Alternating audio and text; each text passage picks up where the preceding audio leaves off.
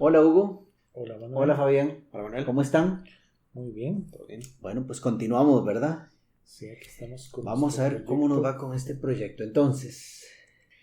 Entonces, yo había quedado, ¿verdad?, con esta tareita de entrarle un poquito más profundo al paper de Gunlang. Se supone que el paper de Gunlang es el primer intento de entrarle analíticamente al trabajo de Choptwig. Y al final él tuvo que abandonar y seguir por la ruta numérica. Hizo mitad y mitad. Hizo mitad de Ujú. mitad. Bueno, quién sabe si podemos decir mitad, ¿verdad? Hasta que alguien no haga todo el camino no sabremos ¿Cuál es la mitad? Claro. cuál es la mitad, pero sí, él empezó analíticamente. Lo interesante es que él, de todas las familias de soluciones que tiene el paper de Choptwig, él para hacer la parte analítica solo empezó con una. Ok. Por supuesto con la más sencilla. ¿Con cuál? Con la primera La primera que sale. que Sí, sale sí, ahí. sí. Y entonces él intenta hacer el análisis, no llega muy profundo, ¿verdad? Por eso les digo que no sé si podríamos decir que la mitad, antes de abandonar y seguir La ruta numérica. Ok, pero aquí estoy un poco confundido porque la idea de Choptwig es que cuando usas distintas familias obtienes el mismo resultado. Correcto. Pero si solo estás usando una familia, ¿hay varios parámetros o no? ¿Te acordás? Sí, Sí. Tiene varios parámetros. Okay, bueno, pero entonces usando los varios parámetros le da la misma le da el mismo resultado. criticalidad. La misma Ok, ahora sí. Para varios valores del parámetro. Okay. Correcto. Pero lo que sí encontré, ¿verdad?, que vale la pena comentar, ¿verdad?, que ahí es donde debemos ver con cuidado.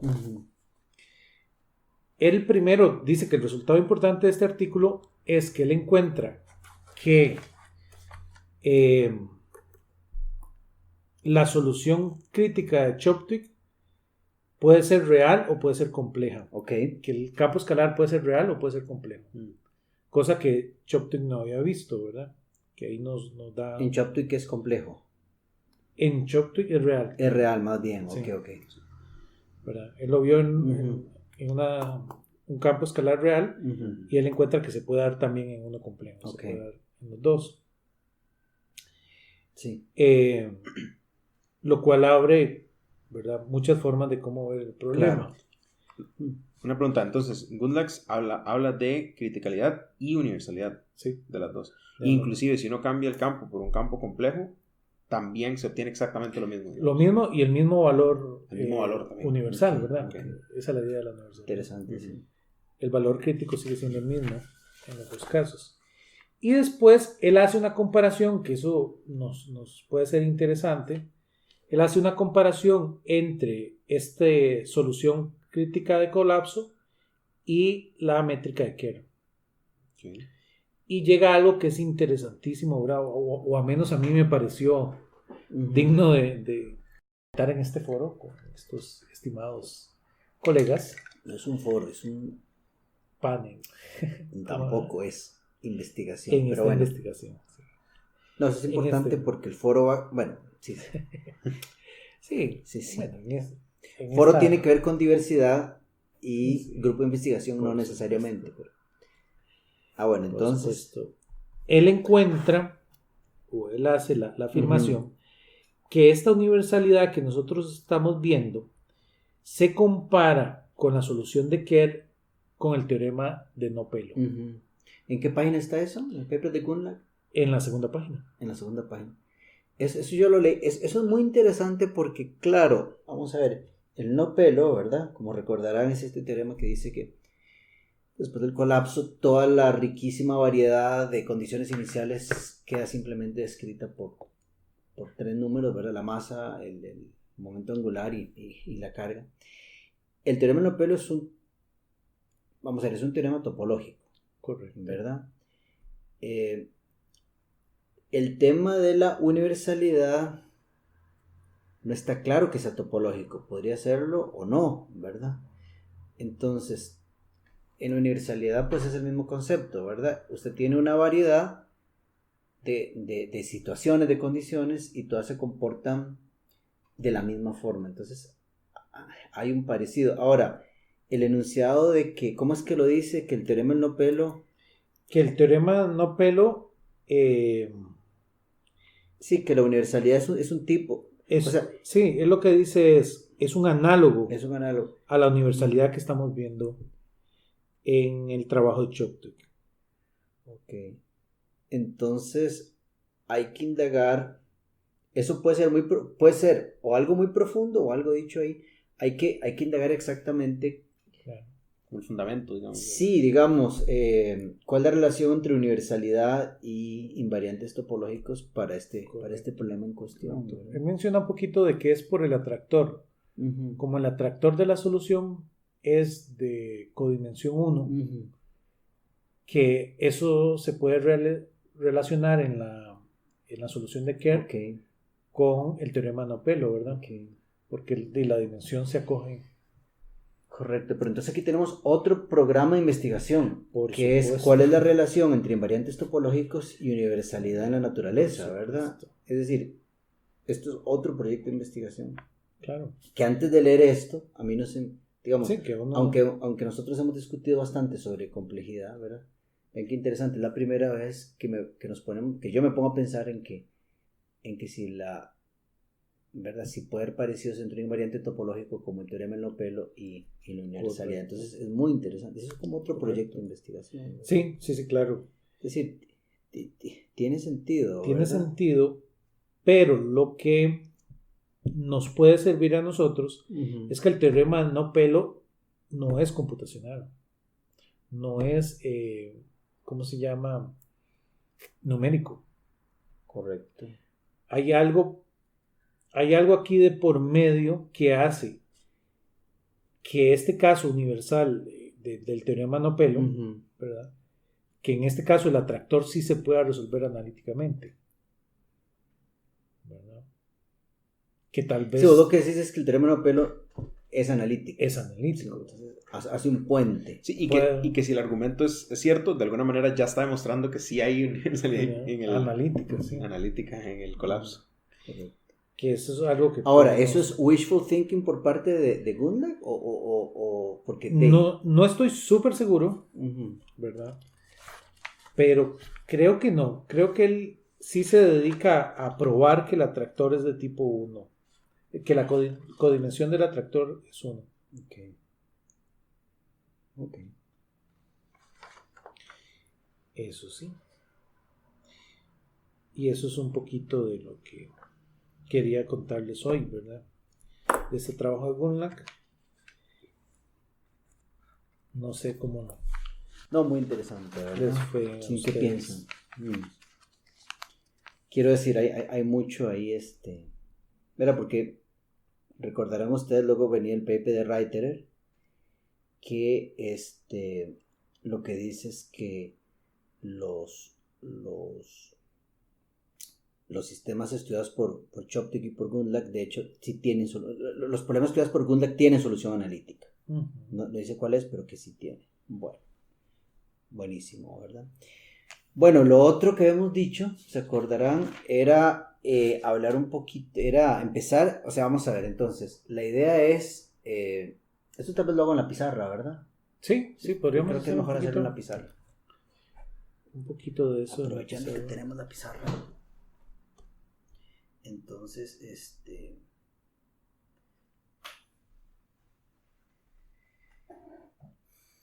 bueno, básicamente lo que, digamos, el objetivo es, ¿verdad? El artículo de Chopik y en particular ecuaciones 3, 4 y 5, que está hecho para Schwarzschild, ¿verdad? Para la métrica de Schwarzschild que aparece en la ecuación 1. Correcto. Tipo, ¿verdad? Es más general, pero... Es más general. Sí, pero digamos, lo que me refiero es que está con RT y no con otras coordenadas. Correcto. Esto que está acá, hacerlo con nuevas coordenadas. Edito Finkelstein o Kruskal-Seker. Ese es un poco el objetivo. Eso que está ahí es algo es bastante fuerte, ¿verdad? No es algo que uno hace en un ratito, en unos días, ni siquiera en unas semanas, es un proyecto grande. Entonces, para empezar a pensar sobre cómo resolver este problema o plantear esta situación, yo dije, bueno, vamos a ver, y pongamos la métrica. Mejor, ya que tenemos la pizarra, pongamos la métrica que le escribo. Entonces sería DS menos alfa de RT de T cuadrado más A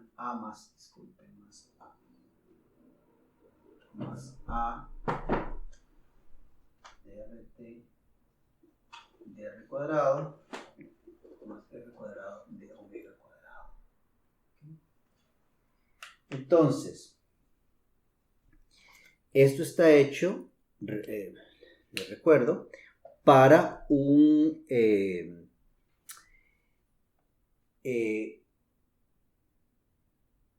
campo escalar sin masa. ¿De acuerdo? Un campo escalar sin masa, sí. Un campo escalar sin masa, ¿de acuerdo? Entonces, como yo entiendo esto, tengo que, digamos, si queremos volver a hacer esto en otras coordenadas, lo mejor es, porque yo también tengo rato de no trabajar relatividad general, es ir al caso sencillo e ir acercándose gradualmente. Entonces, antes de hacer esto, ¿verdad? Que es reescribir estas ecuaciones con esto, yo lo que haría primero sería, para mí, ¿verdad? Trabajar el caso de un fluido perfecto con una ecuación de estado P de R. Y luego pensar en el asunto del campo escalar. Después, eso es lo que yo haría. Además de eso, además de hacerlo para un fluido perfecto, lo haría, ¿verdad? En coordenadas RT, lo haría para una situación de simetría esférica y caso estático. Eso no es lo que tenemos aquí exactamente, ¿verdad? Porque aquí depende del tiempo. Pero yo lo haría para simetría esférica y el caso estático. Ni siquiera estacionario, sino estático. Y claro, ya esto es un problema del libro de texto. Eso está en el libro de Schutz o cualquiera. Pero ese es el punto exactamente. Correcto. Acordarse cómo es esto antes de meterse en estas aguas más profundas. ¿De acuerdo? Claro. Entonces, un poco eso es lo que voy a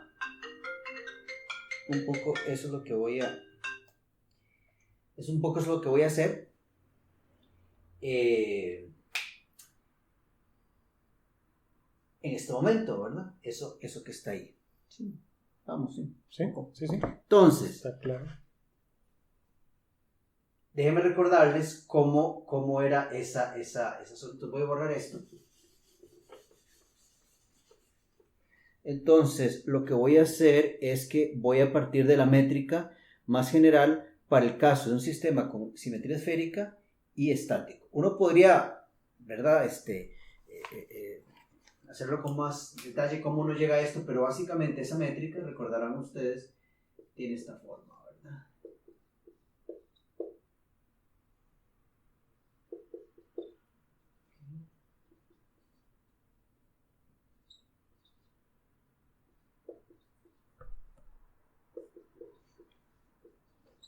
Esa es la métrica más general para el caso en que usted tiene simetría esférica y un estado, un sistema que es estático.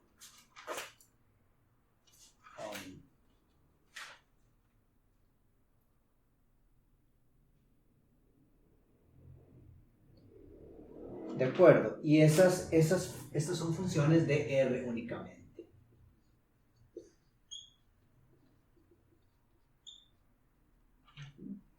Entonces, por ejemplo, si usted incluye un término cruzado de R de T, pues eso ya no es estático porque no es invariante bajo inversión temporal, etc. Entonces, esa es la métrica más general. Tiene esas dos funciones. Vean que phi y y lambda tienen que tender a 0 asintóticamente para que tenga una métrica plana asintóticamente. Entonces, esa es como la métrica más general, ¿verdad? Recordaremos eso. Claro. ¿Algún comentario? Okay. Entonces, con esa métrica, uno lo que hace es que puede usar ahora las ecuaciones de Einstein.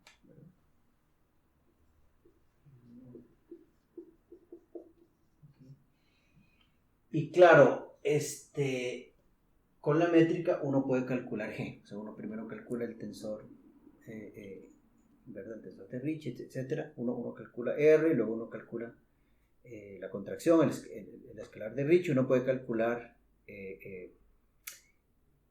el tensor de curvatura. Entonces, cuando uno hace esto con esta métrica, lo que le quedan es, de esas 10 ecuaciones, solo le quedan a uno 4 ecuaciones que son no nulas, ¿verdad? Correcto. Entonces, para este caso, de aquí salen 4 ecuaciones. Okay. No sé si podríamos escribirlas. Vamos a ver, tal vez escribámoslas, ¿verdad? Sí. Escribamos esas 4 ecuaciones. De nuevo, esto es simplemente libro de texto, ¿verdad? Nada más acordarse, entender. Hay muchas sutilezas ahí. Entonces, solamente quedan 4 ecuaciones. Los únicos elementos que son no nulos son los diagonales. Okay. Y entonces, bueno, pues escribámoslos, ¿verdad? Escribámoslos aquí. El G00 es 1 entre R cuadrado y a la 2 phi D de R, y luego R1 menos E a la menos 2 lambda. Ustedes pueden ver que cuando lambda tiende a 0, pues esto tiene que ser 0, ¿verdad? En espacio plano el tensor de curvatura tiene que ser 0. Ese es el G00. El GRR y es un ejercicio interesante pasar de aquí, ¿verdad? Claro. Ahora con matemáticas es más fácil, ¿verdad? Claro. E a la 2 lambda 1 menos E a la menos 2 lambda más 2R phi prima. Y phi prima es de phi de R porque todo esto solo depende de R. Y luego tenemos GZZ, que es R cuadrado y a la menos 2 lambda phi prima prima más phi prima cuadrado más phi prima entre R menos phi prima lambda prima menos lambda prima entre R. ¿Okay? Y finalmente G phi, que es seno cuadrado de z por G. Esos son los 4 elementos de la matriz del tensor de curvatura que quedan vivos. ¿Okay? Si uno lo hace con la métrica. Y luego por el otro lado, ¿verdad? Tenemos los elementos del tensor de energía-esfuerzo, ¿verdad? Que los únicos que quedan distintos de no nulos, pues obviamente tienen que tener los diagonales, si no tendríamos una inconsistencia. Y pues uno podría hacer todos los pasos, pero les voy a decir cuál es el resultado. Voy a ponerlos aquí en rojo. Entonces el T00 es ρ E a la 2 phi. El TRR es P E a la 2 lambda, ¿verdad? Donde el ρ es la densidad y el P es la presión. El TZZ es R cuadrado por P y el T phi es seno cuadrado de Z por T. ¿Sí? Entonces lo que tenemos son 4 ecuaciones. ¿Ok? Ese es nuestro problema para esta métrica que estoy bastante general.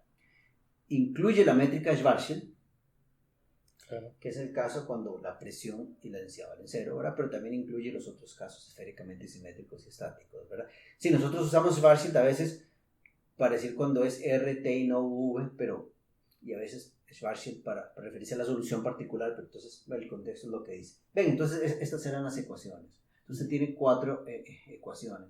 Entonces, ¿qué es lo que hace uno a partir de aquí, verdad? Igualando estos 4, ¿verdad? Multiplicado por 8pi con estos 4. Bueno, resolver eso. ¿Okay? Entonces, voy a hablar un poquito cómo se resuelve eso. claro. General, ¿verdad? Entonces, aquí el punto es el siguiente. ¿Cuántas incógnitas tenemos? Entonces, vamos a ponerlo acá. Vamos a poner acá. Entonces, ¿cuántas incógnitas tenemos? Entonces, tenemos phi, es una función, ¿verdad? Lambda, p y rho. ¿De acuerdo? Que también son función de R. Tenemos esas 4 incógnitas. ¿Okay? Entonces usted dice, tenemos 4, ¿verdad? Porque hay 4 ecuaciones igualando, ¿verdad? Que tenemos 4 ecuaciones, 4 incógnitas, problema resuelto. Pero resulta ser que no es así, ¿verdad? Porque hay redundancia ahí escondida. Entonces resulta ser que para resolver este problema ocupamos 2 ecuaciones más, ¿de acuerdo?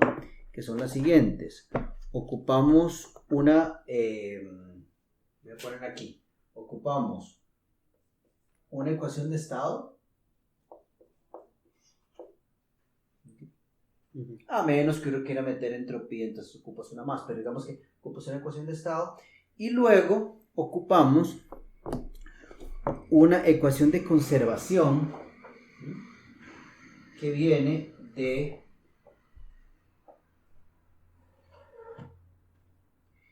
derivar covariantemente el T-mono. ¿Okay? Usted dirá, no, pero aquí hay 4, sí, pero resulta ser que solamente hay una que queda viva por las simetrías, que es cuando alfa vale R. Entonces, realmente aquí, la única que queda, voy a poner la única que queda viva es esta, ¿verdad? Vean qué interesante. Bueno, hablemos un poquito de esto. Vamos a ver. Entonces tenemos un total de 6 ecuaciones. 4, ¿verdad? Igualando esta con el G. 5 y 6. Tenemos 4 incógnitas. Lo que sucede es que las únicas ecuaciones que usamos son estas 2 que están acá y estas 2 que están acá igualadas al G00 y el GR. Resulta ser que estas 2 no dan mayor información, no dan más información. Entonces tenemos 1, 2, 3, 4 para 4 incógnitas. Eso resuelve el problema. Vean que estas ecuaciones que están de este lado lo que igualan es curvatura con energía momentum, pero aquí entra de hecho la derivada, ¿verdad? Entonces, claro. Pero es muy interesante porque cuando usted trata de empatar esto con la parte clásica, las ecuaciones de conservación de energía de la mecánica newtoniana no dan más información que las que había en las ecuaciones de Newton. Correcto. Pero, ¿verdad? Pero aquí sí tenemos, ¿verdad? Entonces, ok, entonces, esas son las ecuaciones. No las he resuelto. Claro. No las he resuelto. Bueno, tal vez antes de que vayas ahí, nada más, no me queda claro ahí las ecuaciones para T. Sí. ¿Esas ya están igualadas al G1? No, esto que está acá. ¿O acá, eso es lo que vamos a igualar al G1? No, esto es... Nada más el valor del tensor. Es el valor del tensor, sí. Cuando llego a las ecuaciones, entonces, esto que está acá, hay que hacerlo 1 entre 8pi G0. ¿Verdad? G00, etcétera, ¿verdad? Perfecto. Y 1 entre 8pi. Sí, porque podría no quedar claro esa parte, ¿verdad? Entonces, las ecuaciones ahora sí son estas que están aquí. 1, 2, 3 y 4. ¿Ok? Esas son las ecuaciones. Básicamente, uno podría continuar, ¿verdad? Uno podría escribir explícitamente qué es esto y explícitamente qué es el otro. pero creo que no me voy a meter en ese nivel de detalle en este momento, ¿verdad? Claro. No hace falta, ¿verdad? No. Uno podría en algún momento, pero básicamente son 4 ecuaciones para 4 incógnitas, ¿ok? Si uno quiere la solución de Schwarzschild, entonces uno hace P igual 0, ρ igual 0, está en el vacío, y uno puede encontrar la solución de Schwarzschild. Entonces, ¿qué es lo que sigue ahora? Bueno, sigue generalizar esto al caso no necesariamente estático. Y al caso, y al caso de un campo escalar. Al caso de un campo escalar. Y al caso de coordenada generalizada. Entonces hay que hacer eso triple, ¿verdad? Claro, sí. Vean que nada más, esta es la misma métrica, básicamente, que la de Chopik, solo que dejamos que estas cantidades varíen con el tiempo también. Entonces hay que hacer 3 generalizaciones. Hay que generalizar para que no sea estático, hay que generalizar para campos, ¿verdad? Hacer la transición de fluido a campo escalar, y hay que hacerlo para coordenadas UU, etcétera, Kruskal, Seker, etcétera. Entonces, eso es un poco la tarea que viene, ¿verdad? Un poco, yo creo que esto resume, ¿verdad? Sí, claro. Genial. Sí. No sé, ¿cómo lo ven? Yo lo veo bien, y me parece que eso, digamos, daba en un punto clave, que es que resolver 3, 4 y 5 en otras coordenadas no es solo ver cómo se ve la métrica en eso y sustituir qué vale alfa y qué vale A. Sí, no. Porque si no es un problema de sustitución. No es un problema de sustitución, porque no podría pensar alguien que tal vez es así cuando en realidad no es. Correcto. Eso cae en lo que hablamos también la vez pasada, de que tenemos que darle cierta generalidad a la métrica, porque si no, entonces ya estamos asumiendo, por ejemplo, que ya está la singularidad en el espacio de nosotros. Así es, hay que tener mucho cuidado con las interpretaciones.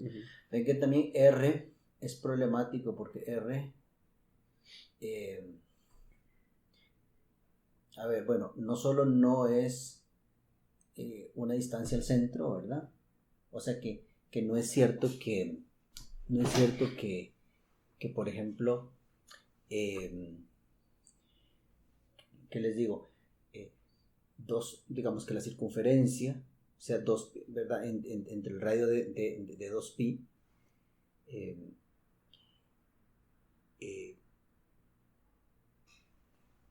de acuerdo, perdí el hilo por lo que estaba diciendo.